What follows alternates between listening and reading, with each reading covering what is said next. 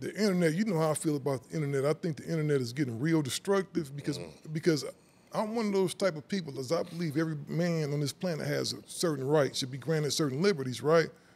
But every fool shouldn't have a voice. You feel what I mean? You shouldn't give, some people ain't meant to have an audience. I saw something on another platform that they interviewed the guy that killed Pop Smoke, the kid that killed Pop Smoke, and I was like, how is he out of jail already? You feel what I'm saying? He took somebody's life, and he was just on there, man, just really no remorse. Just like, you know, it wasn't supposed to happen like that, but it happened. No, I don't regret nothing. Yeah, yeah. And it just seemed like life right now, man, is like it don't have no value on it. Well, I think we got to ask ourselves, and I love when you said what you said before we even started it, you know, we don't do no salacious material here. I think we got to, you know, first, we got to gatekeep who we allow in and out of our culture and have a platform, you know, because why give that little dude a chance to even say what he said? Somebody, you know, of course you got social media and you could get on your phone and you could do it yourself.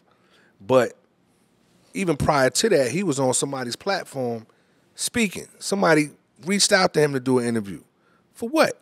You know what I'm saying? Like, what did he contribute to the culture where he deserves a platform to speak his mind? You know what I'm saying? You killed somebody who was taking care of people. You know what I'm saying? Who was doing something positive. He was making music. I don't give a what the reason was about, but why give him a chance to even say what he said? They're going there especially, and you could tell he's still young and very immature. Yeah, you know what I mean? You feel what I'm saying? He got. And there's a lot of different, and it's not just him. It's spread around where the ability to just say whatever the hell you want is just a little bit.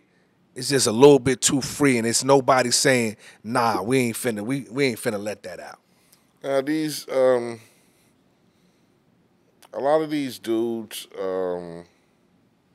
who indulge in this that we do, the race to the top is fast. You get me? Niggas want to jump in and go. Yeah, yeah. And that's just like a nigga told me one time he wanted to rap. And he said he was going to rap and just diss who was ever popular. Because I feel, the nigga said, I feel that's going to get me more known faster, right?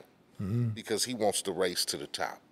I don't got time to be making songs and just regular songs, and nigga might like it and nigga might not. You know, it might take me 10 years to get to the top of the ladder. So now, that. Right.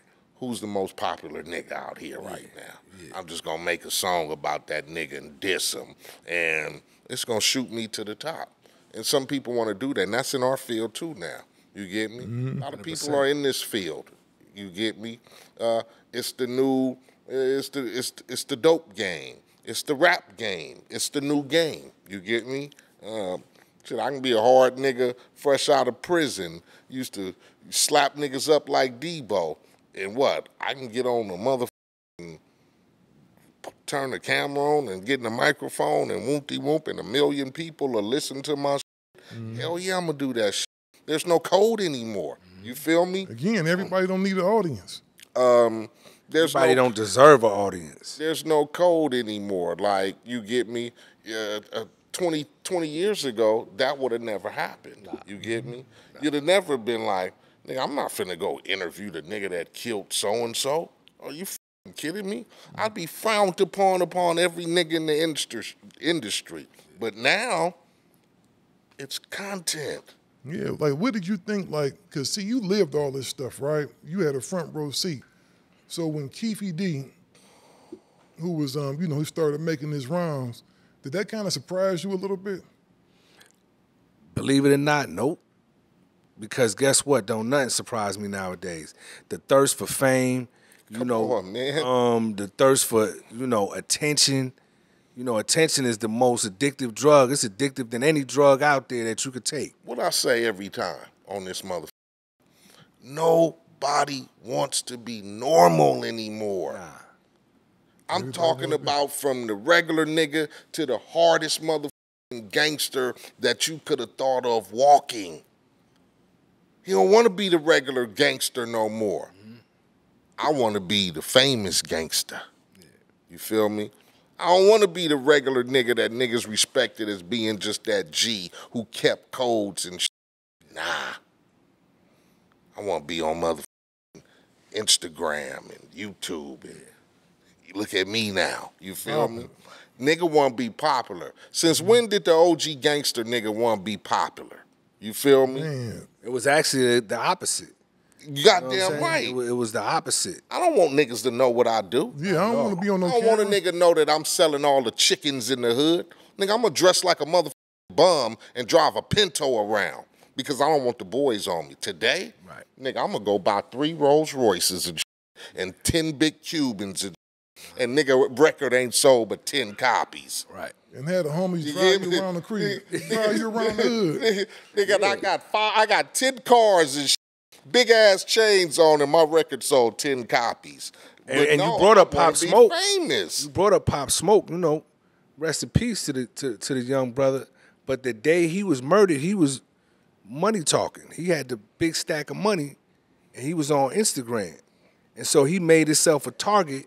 Because that need for attention, that need for that valid to be validated and to say, yeah, I got money. You already got money and you famous. Yeah, like I didn't want niggas to know how much money I had. Even with that, I'm gonna tell you a story, right? I'm going to the hood every day. I still want to, fit in. Nigga, I can't come pulling up in the Bentley, but check this jumping out. out with Rolls Royce, Lexus on and and the homie standing on the block with Cortez and holes in his khaki suit, and I just want to stand next to a nigga like, niggas be like, man, we about to go up at Eiht house tonight, cuz that. The homies and all. Because why? No, nigga, I'm pulling up in the bucket. I'm jumping out with them same khakis on I wore 4 years ago. Got a little fade in them. You know what I'm saying? When I crease them up, color changing and I'm still, you cannot alienate niggas, now, man. You remember the spot we used to record in Beverly Hills house, right? At the spot, right?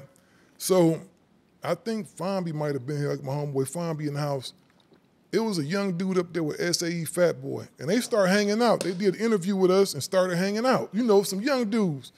They did one interview, so Fat Boy started hanging out up at the mansion all the time. Them little cats up there shooting dice got 75,000, 100,000 on the table, right? One of the little cats there, I don't remember the little brother's name, but I think I told him, I said, man, you want to start being a little bit more discreet with what you got. Because he got a duffel bag with 100,000 cash in it. And I had to tell him, I said, man, a dude would come in here. I said, if I was scandalous, man, I'd go over there, get on the phone. Hey, man, come up here. Hey. Come up here right now. Line him up. Nigga on some green. Line him right on up. Yellow shirt, nigga got 100,000. I'm going to go out and leave the front gate open, my dude, park on the side of the building to make it look good. Plenty of time. And to make it look good, pop me in the head with the pistol. So I don't know what's going on. Pop me in. And we going to meet up later on and we going to chop that up. Yeah, we going to chop that right on up. I told him. Christmas you know what early. This dude did with me? He pulled out a Draco and said, if they can get past this, it's on. Guess what I saw a week and a half later? Done. I'm looking on the internet. He in D.C. gambling with some dudes. Dude come out with like a little hand pistol up out his jacket. This is all on video. Tap, tap, tap. Guess what dude trying to do? He trying to play with the Draco, don't even know how to use it, and get gunned down by a dude with a little bitty gun. He stand over him, go scrape up all that cheese, and just bop off. Like walk up the sidewalk like I ain't running. I got his cheese, I'm gone.